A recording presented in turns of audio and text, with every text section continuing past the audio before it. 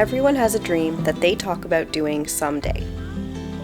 A trip, an experience, a goal that they will accomplish or do someday.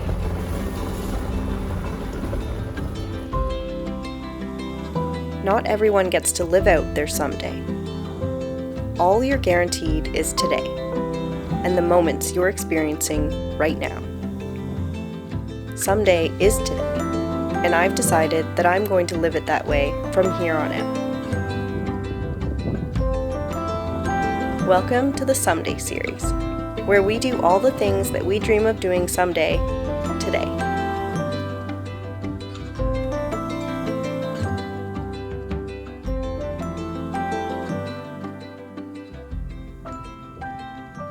I spent some time last spring going through my mom's lifelong possessions. I found some books I had purchased over 14 years ago. Books on raising chickens and alpacas. Books I had purchased with the goal of starting my future farm.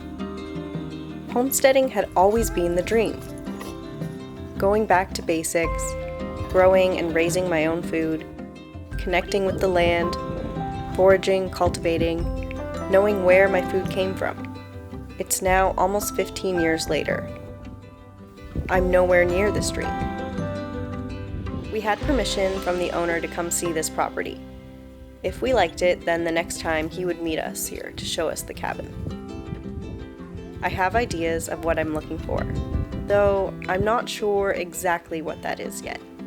My hope is that maybe I will know when I see it. The place I'm looking for is more of a feeling than a destination. Throughout our travels this summer, I have been intentionally exploring new areas of the island. The first step is finding the place and the land to do so. We are a ways from making this dream happen, but slowly I'm making moves in the right direction to build a place that our family will have for generations to come. This summer, I have been able to grow a lot in containers. I never knew baby jalapenos could be so adorable. I've thoroughly enjoyed watching these little babies grow. Ironically, I moved the plants out to my front deck because Logan likes to play in the soil and rip seedlings out. The backyard canopy also held a lot of shade and dampness later through the season. This was my first lesson in homesteading. Learning how to adapt is not only necessary, but essential in homesteading. We can't control the weather, predators, pests, or any other hardships that we are sure to face. What we can do is adapt, change our methods, find other ways, or learn from the community around us. Coworkers have shared their abundance with us. We've foraged for wild blueberries, we've helped in the community school garden and greenhouse. The kids have enjoyed being a part of it as well. Together we have enjoyed many small, delicious harvests and meals. Another lesson in homesteading learned. Trading, sharing, and bartering will be great resources in our future. Sharing not only harvests, but also knowledge and experience from others with similar goals. So, while I may not have the homestead yet, I have been preparing for it. I've spent a lot of time over the years learning to do anything I can from scratch. From knitting to baking, cooking. Instead of buying something, I try to make or cultivate it myself first, which is a huge part of homesteading. We've been visiting more farms lately too, taking notice of what works for them, brainstorming what might work for us. Oh, and I can't forget to mention falling completely in love with the livestock.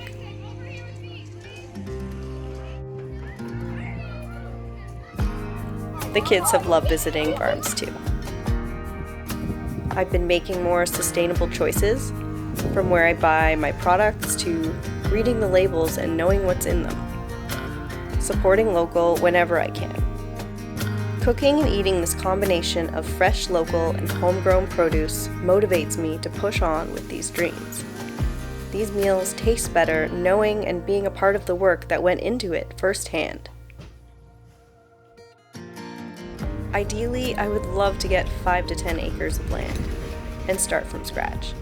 But with the price tag of very rustic off-grid cabins with land being similar or less here in Newfoundland, I'm exploring all the options. If we can get a cabin in the woods with land and build it up from there, why wouldn't we? This way we would have shelter and some systems set up already while we build. The downside to this cabin is that the land might not be large enough for all that we plan to do with it. There is also a few months throughout the winter where we may not be able to access it by vehicle. Some challenges are worth facing for the benefit of peace and privacy we would receive here. Trout has discovered the blueberries as well. We continued on after our visit to the cabin in the woods. With each place we consider, we explore the surrounding towns and wild spaces to get a real feel of what it might be like living there. Under the palm trees in the California sun, sand underneath our feet, the morning's just We found many beautiful areas in between. We stopped at various trails, beaches, and coves. from the night before, This area has really started to grow on me. just from the human touch, and now I want more.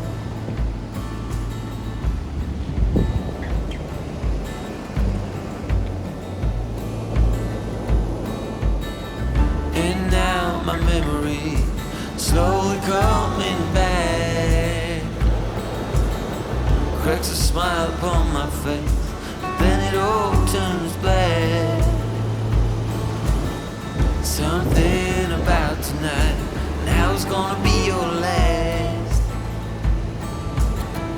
And now my mind is a mess, my heart is pounding fast. Oh, I wish that you could stay. I don't care about the other one, I don't care about what you've done. Oh, I wish that you could stay. I don't know how it's gonna be, but it's gonna be you and me. From the look in your eyes, you need to get away, but I'll make you promise me that you'll come back someday. So let's I wish we make could have the stayed most here. of it. I remember what you said. Unfortunately, you're not allowed to camp at a provincial Up park. in the Ferris wheel, we're kissing in the shades.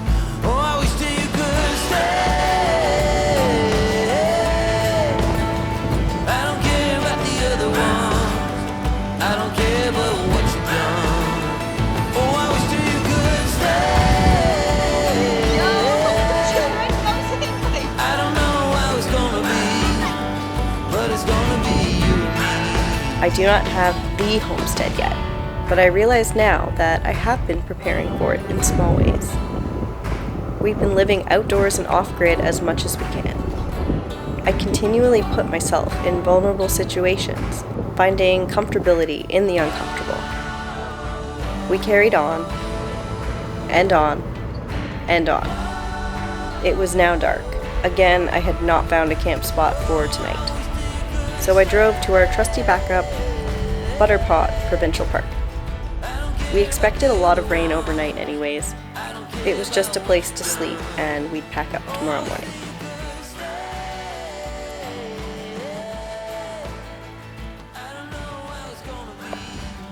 I'm ready for this next chapter. I hope you are too. Welcome to the Someday series, where we do all the things that we dream of doing someday, today.